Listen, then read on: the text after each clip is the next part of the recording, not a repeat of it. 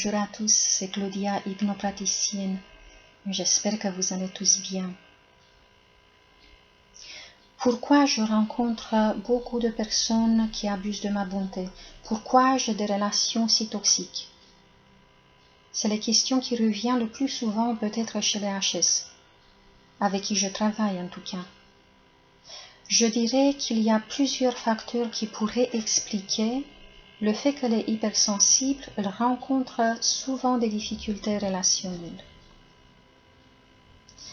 Déjà, si c'est votre cas aussi, sachez que cela vous arrive parce que vous avez été habitué à ce genre de traitement en étant enfant. Je pense que je vais faire prochainement une séance sur YouTube pour libérer l'enfant intérieur du passé qui le pèse. Vous pouvez vous abonner à ma chaîne pour recevoir des notifications lorsque des vidéos sont publiées. Je ferme la petite parenthèse. Alors, comme je disais, il est impossible d'être accepté, et respecté, soutenu, encouragé en étant enfant et avoir à l'âge adulte des relations toxiques, à long terme en tout cas. Car dans ce cas de figure, on repousse les agresseurs, on riposte, on se défend, puisqu'on a été habitué à être bien traité. Un enfant qui a grandi dans l'amour et la sécurité aura d'ailleurs une bonne estime de soi et cela repousse les personnes qui abusent. On sait que les manipulateurs cherchent des personnes qui doutent d'elles-mêmes et qui se fient facilement aux autres, qui recherchent désespérément l'amour et le soutien de l'autre. Ils cherchent aussi des personnes qui ont été soumises à une forte autorité. Donc, si vous avez des manipulateurs dans votre vie, c'est que quelque part, en étant enfant, vous avez enregistré ce schéma. Vous avez vécu cela.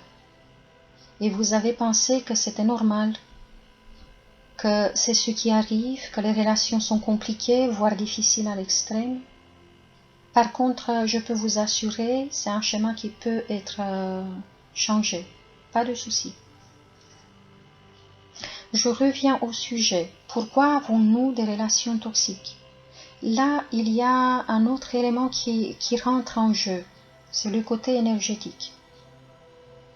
Nous rencontrons ce genre de problème parce que cela nous apprend quelque chose. Ça nous apprend à nous respecter, à ne plus permettre l'humiliation et le manque d'estime envers nous.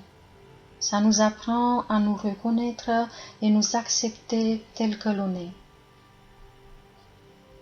Un autre point qui peut expliquer les relations tendues de certaines HS le constitue une caractéristique des hypersensibles. C'est celle de choisir à tout prix d'être le personnage positif. Alors, est-ce que c'est mal d'être une bonne personne? Bien sûr que non. Le hic vient du fait qu'il fuisse le négatif, qu'il fuisse l'ombre en soi. Il nie ce côté qui se trouve en nous tous, qu'on le veuille ou non. Je vous donne un exemple.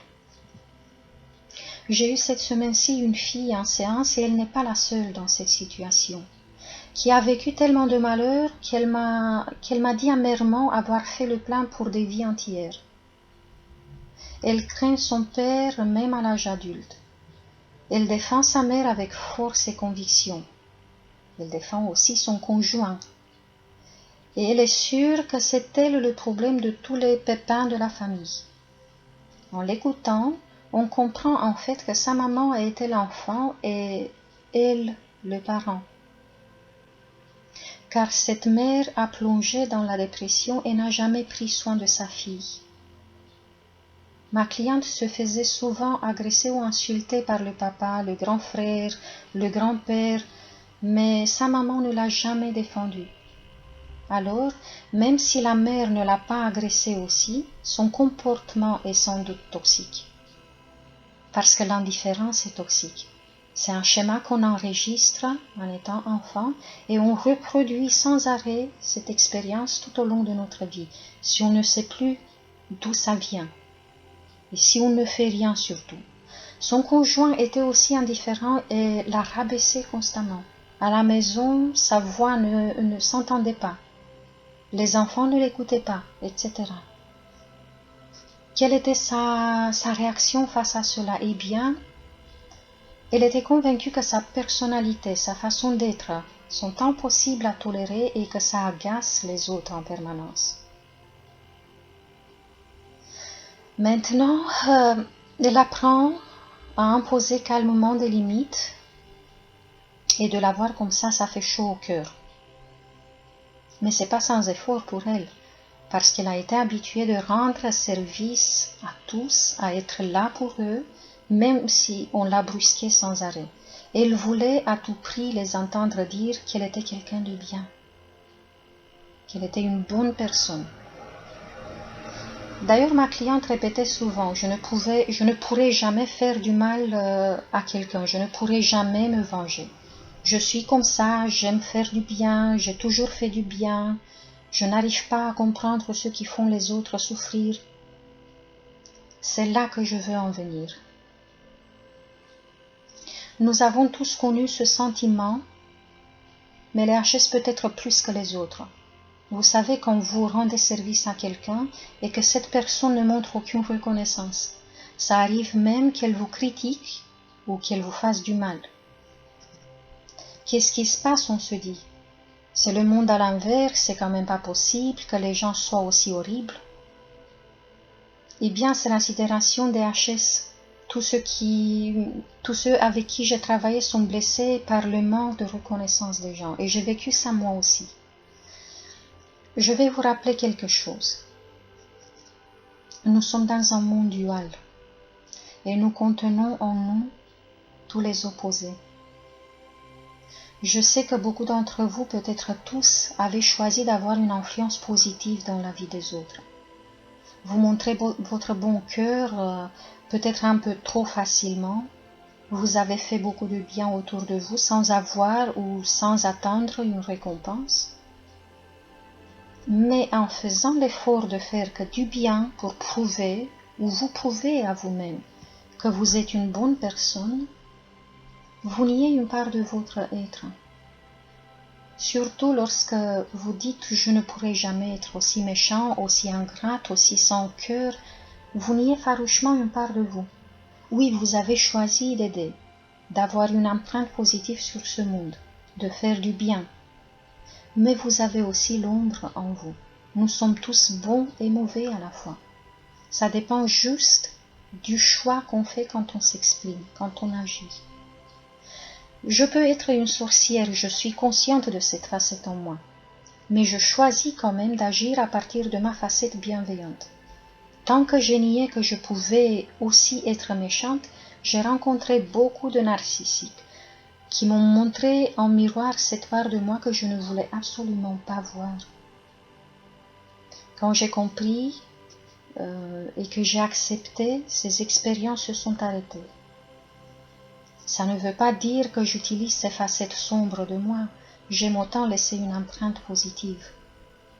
Mais j'accepte que je les ai en moi et elles ne m'agressent plus pour me montrer qu'elles sont là. J'ai publié une séance sur YouTube qui pourrait vous aider si vous êtes dans cette situation. La séance s'appelle « Accepter l'ombre en soi ». Vous pouvez la faire ou la refaire si c'est déjà fait. Si vous avez aussi des relations toxiques qui vous affaiblissent et vous épuisent, allez sur la boutique en ligne. Je vous mets le lien en barre d'infos. Vous avez 2 séances qui sont complémentaires. En finir avec les relations destructrices 1 et 2. Si vous vous offrez ces séances, c'est peut-être bénéfique de faire en début de semaine, par exemple, la première et en fin de semaine, la deuxième, en répétant cela pendant 3, 4 ou 5 semaines même. Cela prend du temps, je vous accorde ça. C'est parce que les changements se font lentement et qu'il faut persévérer. Mais c'est pour votre bien. En même temps, vous avez aussi les 2 séances toujours sur la boutique en ligne, estime de soi 1 et 2, qui ont comme but de vous aider à prendre de la distance par rapport à tout ce qui vous paraît écrasant. Et cela vous aide à vous centrer sur vous, avec respect et avec bienveillance, à être dans l'écoute pour vous-même. C'est ce qui fait que votre entourage va changer d'attitude envers vous. Certaines ne vont sans doute pas aimer que vous ne vous soumettiez plus, mais ça, je dirais, ce n'est pas votre problème. Et puis, qu'est-ce que ça fait du bien de prendre un peu soin de soi et de s'écouter. Dites-moi en commentaire si tout cela vous parle. Et puis, likez, partagez et cliquez sur s'abonner, sur la petite cloche aussi, pour voir les vidéos à venir. Prenez bien soin de vous, je vous embrasse tous très fort. À très bientôt.